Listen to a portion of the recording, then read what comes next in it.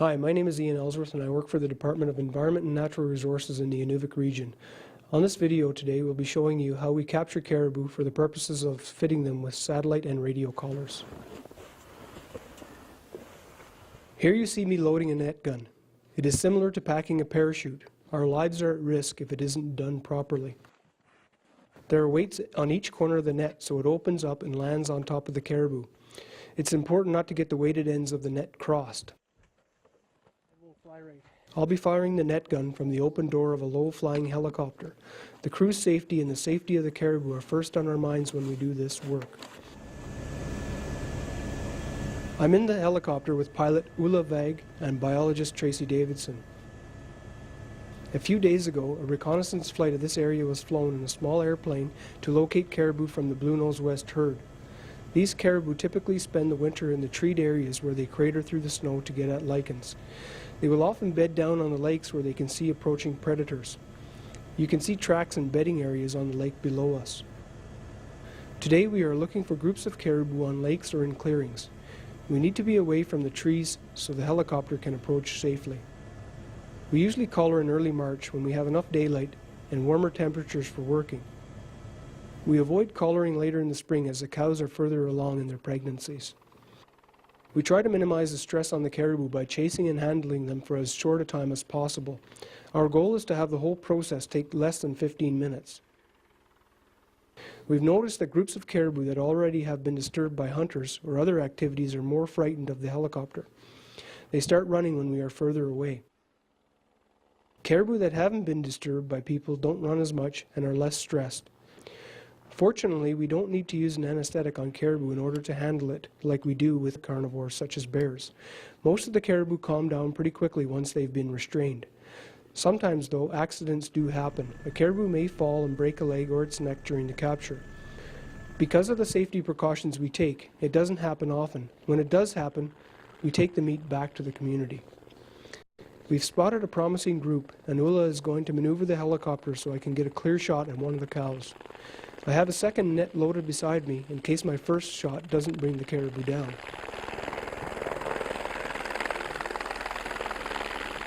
Once the caribou is entangled, we get to it as quickly as possible to remove the net. We hobble the animal's legs with a couple of belts to keep it from kicking us or from getting away. The animal calms down once we have the blindfold on. We'll do that after I do a quick check of her eyes for any evidence of cysts of a parasite called Besnoidia. We are looking for white spots in the eyes. Besnoidia is common in caribou. A bad infestation may cause the caribou to lose hair on its face and legs, but the meat is still good. I check the caribou's teeth to see how worn down her incisors are. This gives us an indication of her age. Tracy records the caribou's age as young, young medium, medium, medium old, old and very old. Yeah, young medium. We are usually collaring females that are old enough to breed, which means 3 years or older. Next we take several measurements, which will tell us about the caribou's general health and body condition. I measure the length of the caribou from nose to tail. 197. The length of the lower hind leg and the circumference of the neck. These allow us to compare animals within various herds. Measurements are recorded in centimeters. Now I check the body condition by feeling the withers, ribs, and rump to see how much muscle mass and fat the caribou has. Tracy is recording my findings. A 1 indicates poor condition while a 3 indicates good health. We pick up a fecal sample from each caribou because it gives us good information about what the caribou are eating this time of year.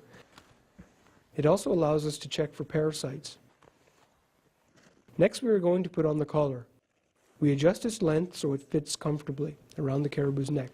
When the collar is properly fitted, it does not appear to affect the caribou, apart from some minor rubbing to the hair and skin under the collar. The collar sends a signal to a satellite which gets relayed to a data processing center before being sent to a computer in our office here in Inuvik. This allows us to map the caribou's location. We can program the collar so we get a signal only as often as we need in order to conserve the battery.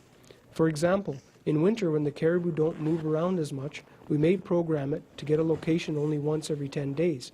But during calving and post-calving, We may want daily signals so we can find the herd quickly. The collar also has a VHF antenna which emits a radio frequency we can track from an airplane. Some collars have a built-in GPS as well. These collars allow us to get a more exact location of the caribou and are used to look at habitat selection and avoidance of human activities. These collars are usually programmed to provide more locations. If all goes well, this cow will wear the collar for 3 years, providing us with data on the movement of the herd. Collars today are equipped with an automatic release that is programmed for a certain day. This is done before the battery dies so that we can find the collar. The collar falls to the ground and we can retrieve it without having to handle the caribou again. These satellite collars are very expensive, approximately $5,000 each for a GPS collar, but we can have new batteries put in and the collars can be used again. If we are collaring bulls, we either program the collars to come off before the rut when the bull's necks swell, or we put the collars on very loosely so there is room for expansion. The last thing we are going to do before releasing this caribou is take hair samples and a blood sample. The samples can be used to check for disease and to test DNA. We are now ready to release the caribou. The collar will help us learn more about where the caribou go in different seasons. Collars allow us to locate the caribou so we can do other studies on their population and health. This information can help us monitor how human activities such as road building, mining activity, oil exploration, and other types of activities affect caribou. Good shooting, buddy. Good driving.